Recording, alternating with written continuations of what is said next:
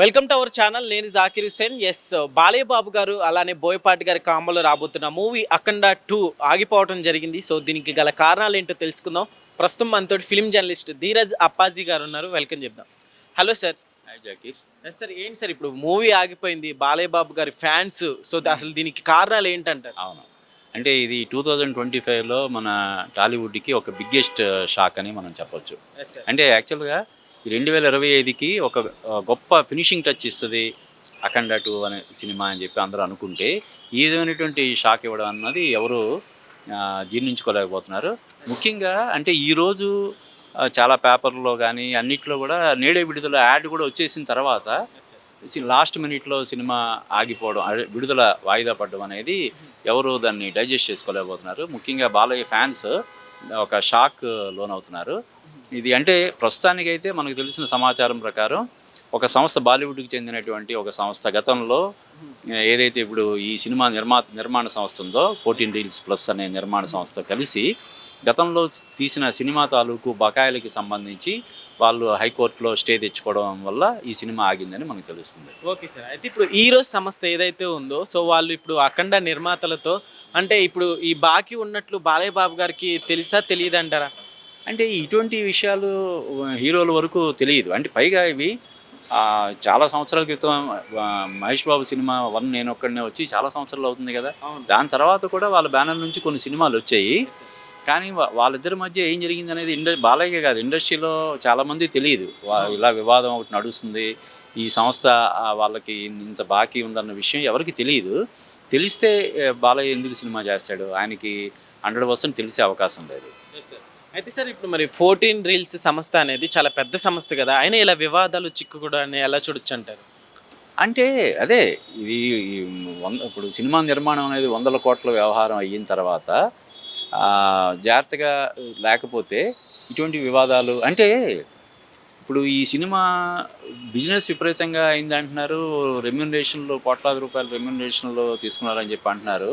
అయినా సరే మరి కేవలం ఒక 28 కోట్ల రూపాయల బకాయి కోసం ఎందుకు ఆగిందనేది ఇంకా మనకు పూర్తిగా వివరాలు తెలియాల్సింది ఉంది. నైటే ఈ సినిమా విడుదల ఆగిపోయిందని ప్రకటన వచ్చింది కాబట్టి ఇంకా ఏం జరిగింది, ఏం జరిగి ఉండొచ్చు అనేది మనం తెలుసుకోవాల్సింది. సార్, ఇప్పుడు ఈ రోజు సంస్థ వాళ్ళు గతంలో మహేష్ బాబు గారితో కూడా వర్క్ చేయడం జరిగిందనమాట, సర్కార్ వారి పాటతోటి. సో అప్పుడు వివాదం తీసుకురాంది ఇప్పుడే తీసుకురావడాన్ని ఎలా చూడొచ్చు అంటారు? అంటే కావాలని టార్గెట్ చేస్తున్నారు అనుకోవచ్చు?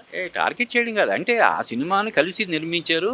అప్పుడు వాళ్ళ మధ్య ఏం ఒప్పందం జరిగిందో ఏంటో అన్నది మనకు తెలియదు. కాబట్టి అప్పుడు బకాయి ఉన్నటువంటి దీన్ని ఇప్పుడు ఈ సినిమా ద్వారా వాళ్ళు దాన్ని రాబట్టుకోవాలని చెప్పి చేసే ప్రయత్నంలో భాగంగా వాళ్ళు స్టే తెచ్చుకోవడం, ఈ సినిమా ఆగడం జరిగిందన్నమాట. సార్, ఇప్పుడు బాలయ్య బాబు గారి ఫ్యాన్స్ నిజంగా ఎప్పటి నుంచో ఈ మూవీ కోసం వెయిట్ చేస్తున్నారనే చెప్పాలి.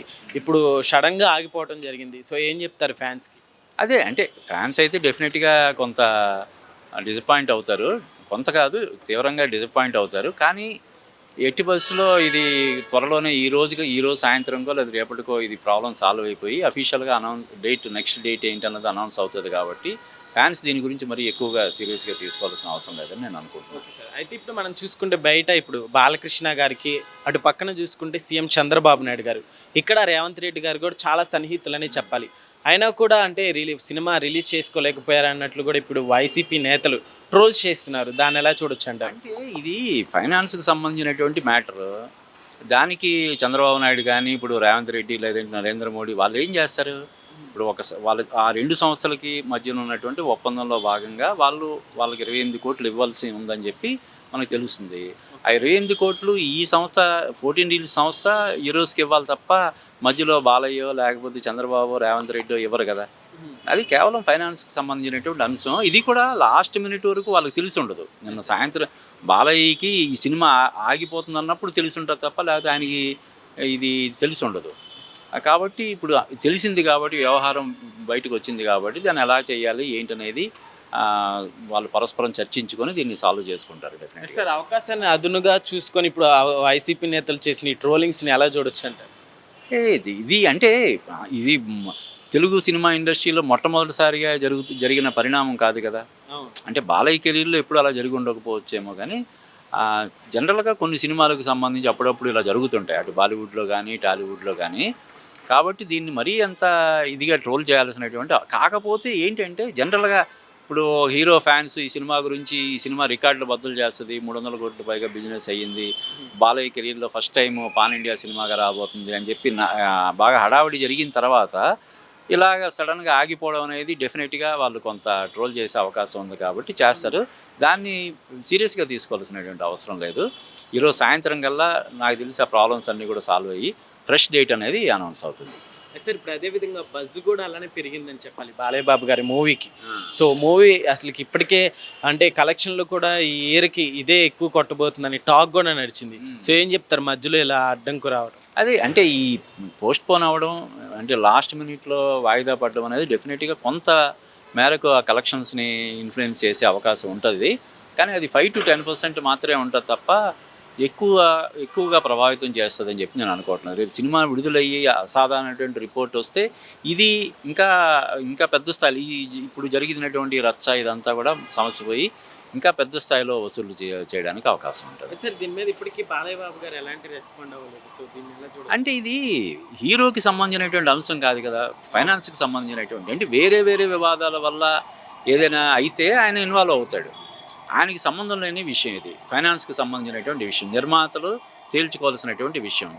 నిర్మాతలు ఒకవేళ వెళ్ళి ఆయన సహాయం అందిస్తే అప్పుడు ఆయన ఏం చేస్తాడు ఏంటన్నది మనం చూడాలి. ఇప్పటివరకు నాకు తెలిసి నిర్మాతలు ఇప్పటివరకు బాలయ్యని ఈ విషయంలో సంప్రదించడం కానీ, ఇందాక నేను అన్నట్టు అసలు బాలయ్యకి ఈ విషయం ఇప్పుడు తెలిసి ఉంటుంది మనలా, లేదంటే కొన్ని గంటల ముందు, 1 గంట 2 గంటల ముందు బాబు ఇలా తప్పనిసరి పరిస్థితిలో వాయిదా వేస్తున్నాము ఇది అని చెప్పుంటారు తప్ప అంతకుముందు వాళ్ళు చెప్పుంటారు. ఎందుకంటే ఈ సినిమాకి బాలయ్య గారి అమ్మాయి కూడా one of the producers, Tejaswini కూడా ప్రొడ్యూసర్స్గా ఉన్నారు కాబట్టి తేజస్వి బాలయ్య తరపున తేజస్వి ఇదంతా అంటే నిర్మాతలతో సంప్రదింపులు జరపడం మరోటి తేజస్విని చేసి ఉంటారు తప్ప బాలయ్యకి ఈ విషయం తెలిసే అవకాశం లేదు. ఇప్పుడు తెలిసింది కాబట్టి, ఇప్పుడు వాయిదా పడింది కాబట్టి ఖచ్చితంగా ఆయన నోటీస్ కూడా వెళ్తుంది కాబట్టి ఇప్పుడు ఆయన పిలిపించి నిర్మాతల్ని తెలుసుకుని అందరిని పిలిపించి ఎందుకు ఇలా జరిగింది ఏంటి, మనం ఫర్దర్గా ఏం చేయాలి ఏంటి అనే దాని మీద ఆయన సంప్రదింపులు జరిపి దీనికి ఈ సమస్యకు ఒక పరిష్కారం తీసుకొస్తారని మనం చెప్పొచ్చు. సార్ ఇప్పుడు మనం చూసుకుంటే గతంలో మహేష్ బాబు గారు సర్కార్ వారి పాటతో కూడా ఇప్పుడు ఈ సంస్థలో వర్క్ చేయడం జరిగింది. ఇందాక మనం డిస్కస్ చేసాం. సో అంటే అప్పుడు రైజ్ చేయింది ఇప్పుడు రైజ్ చేయడానికి ప్రతి ఒక్కరు బాలయ్య బాబు గారి ఫ్యాన్స్ కావచ్చు, సో వీళ్ళంతా కావాలని టార్గెట్ చేస్తున్నారా అన్నట్లు కూడా వస్తున్నాయి. ఆ 2 నిర్మాణ సంస్థల మధ్య ఎటువంటి డిస్కషన్ జరిగినాయి, ఏ విధమైనటువంటి ట్రాన్సాక్షన్స్ లేదంటే మరోటి జరిగింది మనకు తెలియదు.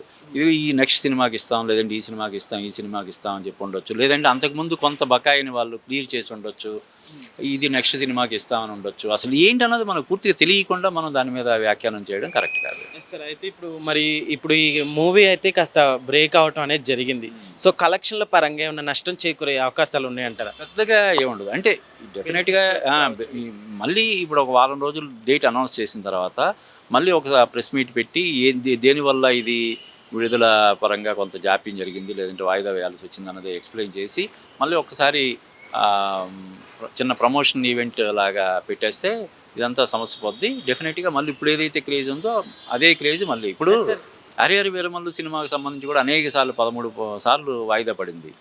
అయినా సరే అంటే ఓపెనింగ్స్కి దాన్ని ఎఫెక్ట్ లేదు కదా, ఓపెనింగ్స్ని ఎఫెక్ట్ చేయలేదు కదా.